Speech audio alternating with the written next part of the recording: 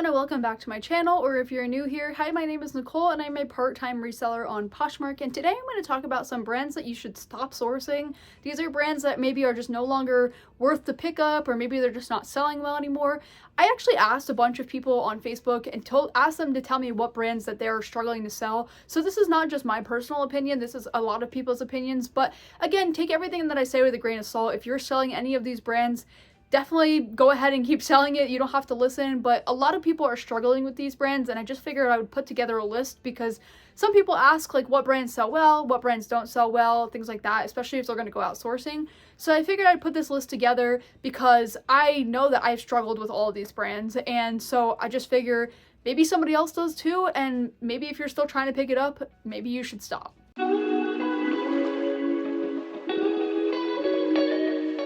Okay, the first one I'm going to get right out of the way is Lululemon. So I've talked about it in prior videos where I just don't sell it anymore. It doesn't sell. I've had to really sell it low before, and it's just not worth the pickup. Honestly, a lot of the times it's faked anyway, so it's becoming more and more hard to actually find real Lululemon at the store, and then you pay out for it and then it just doesn't sell. So I just don't do it anymore. It's just not worth it. It doesn't sell well for me, and I just don't have luck with it.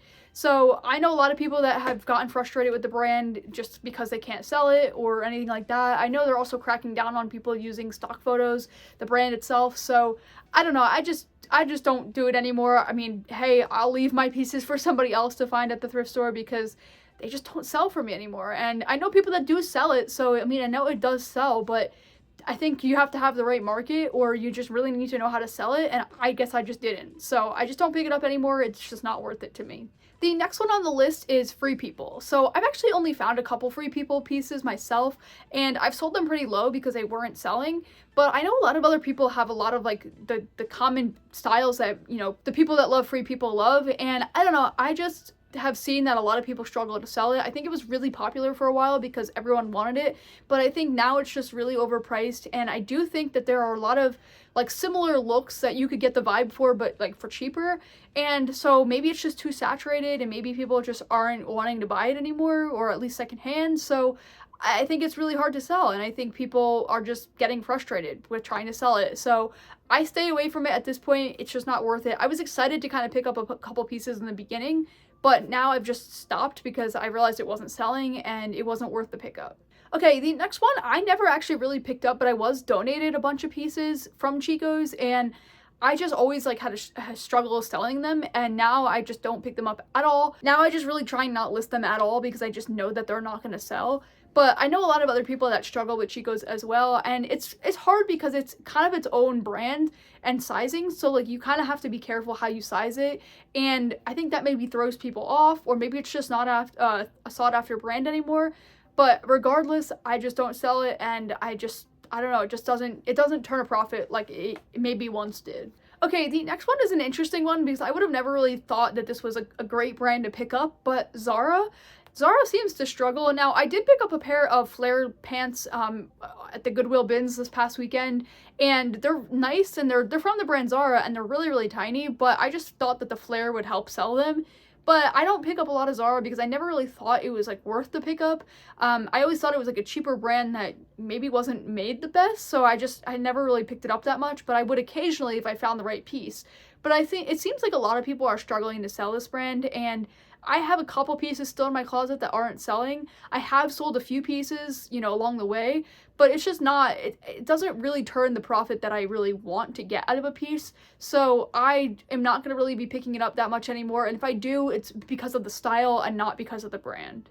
Okay, the next one is kind of a shock probably, but I just feel like it doesn't have the same value that it used to, and that is Pulitzer. So I remember a couple years ago when I first started reselling, probably 2020 timeframe or 2021, when I started picking pieces up to actually flip versus taking things out of my own closet.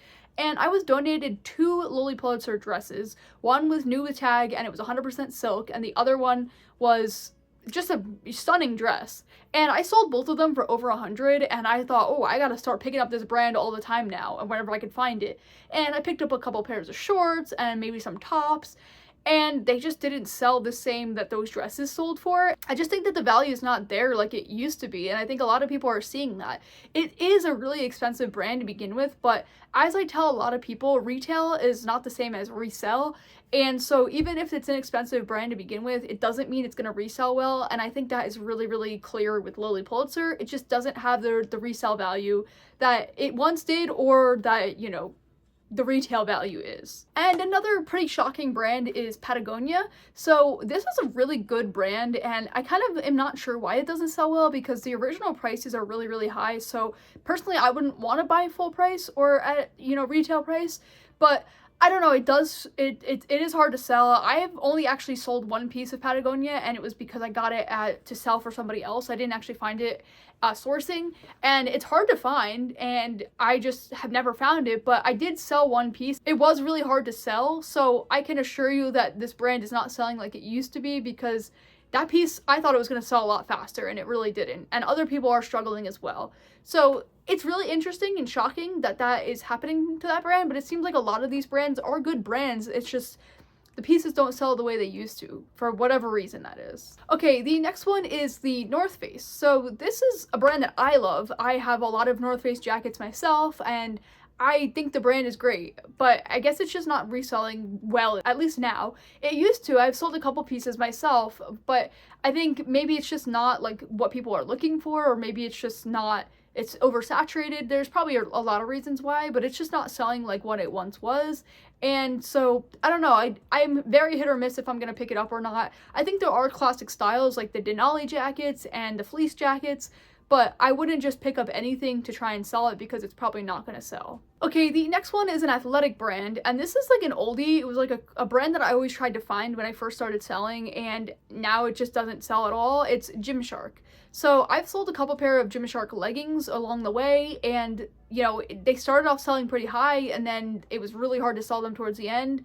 And they were another one that was kind of hard to find. It was one of those brands that I would try and find, like it was on my it list, like Lululemon and all that. And now it's just funny because I look back and I'm like, my it list from like 5 years ago is a list that I like avoid now. So I don't know what happened, but yeah, I think all these athletic brands, just everyone started trying to sell, everyone tried to start duplicating, and then more and more brands came, and I don't know, they don't sell it like they used to. And going along with Gymshark, there's another athletic brand that I need to talk about in this video that I cannot sell for the life of me, no matter what it is, and that is Athleta. I actually got rid of a couple tanks that I had by Athleta because they just weren't selling, and I just was like, I'm just gonna donate them. But I've struggled to sell a lot of Athleta. I've had tops, I've had leggings, and they just would sit forever, and I would end up doing them really cheap in shows because they just weren't selling. And I had every intention of selling those higher. I really thought they were going to sell higher, but they didn't. So I don't know, I just don't pick it up anymore. I just don't find it to be worth it. And it's funny that I was once trying to find everything at Athleta, and now I avoid it. Now, I know I talked about how I picked up a couple things in this brand in one of my last couple videos that I did with the Goodwill bins haul video, and that brand is Madewell, and I'm putting it on this list because I think it's not selling like what it once was. It used to be a brand that was so, you know, sought after. People would love it because the retail value is really high, and it would sell well because the pieces are really well made. The name speaks for itself. However, I feel like it's been really hard to sell pieces these days unless you have the right style. And that's why I'm putting it in this video, because I've tried to sell certain pieces, whether they are smaller pieces or, you know, just smaller sizes, things like that, that just won't sell. But if you pick up the right piece, it will sell. And I know because I've picked up a couple pairs of denim that sold really well. So it is a hit or miss brand for me, but I am not going to pick it up unless it's really, really a good size or a good style, because it just doesn't have the same value that it did. Another one that I only actually discovered because of a donation years ago was Eileen Fisher, and I was donated a 100% wool sweater that it sold for like over 100, and I was really impressed, and I was like, oh, I need to start looking for this brand. And then I picked up a couple other things from the brand, and I couldn't get them to sell. So I thought maybe, okay, maybe it's because they're not 100% wool, or they're not like new with tag.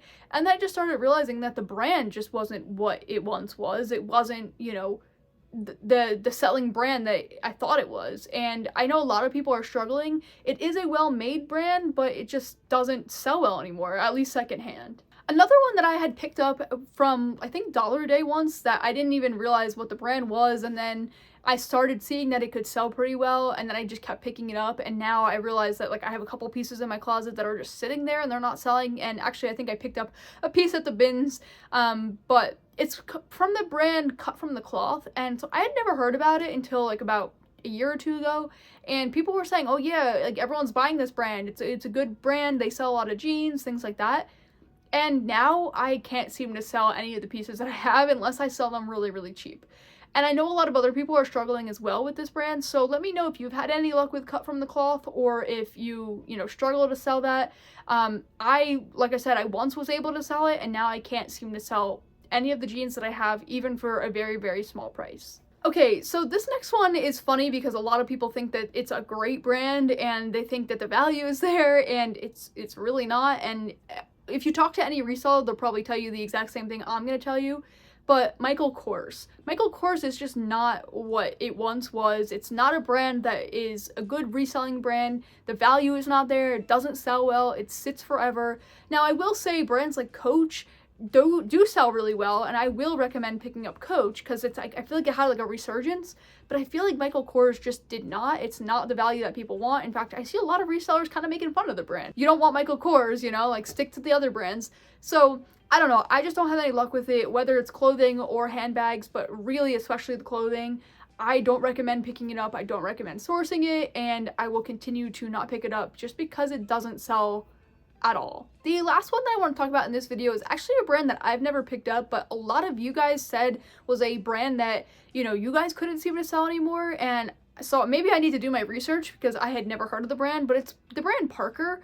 And so let me know if you've sold Parker, or if you know anything about the brand, and if you started selling a lot of pieces. It seems like a lot of people were, they got on that bandwagon, they invested in it, and then it became something that just wasn't selling at all. And that could happen, like, that happens with a lot of these brands, so maybe that was the case. But yeah, let me know if you've ever sold the brand Parker, or if you've had any luck with it, or if you're struggling to sell it as well. And again, let me know if you've had any luck with any of these brands, or if you're really struggling with them, because I feel like a lot of people are probably struggling with these. And so yeah, maybe if you're just starting out, or if you're trying to figure out what brands to focus on at the bins or Goodwill, maybe avoid these just because they're really struggling for a lot of people on Poshmark. Okay, so hopefully you enjoyed this video, and hopefully you learned a thing or two about different brands that you could be sourcing at the bins, and maybe brands that you should definitely be avoiding sourcing. If you want to see another video on 7 things I learned in 7 years of reselling on Poshmark, you could click right here. And if you want to see another video that I did based on brands that I picked up at the bins, and maybe some cool finds that I found when I went to the bins, you could click right here. But until next time, I will see you then.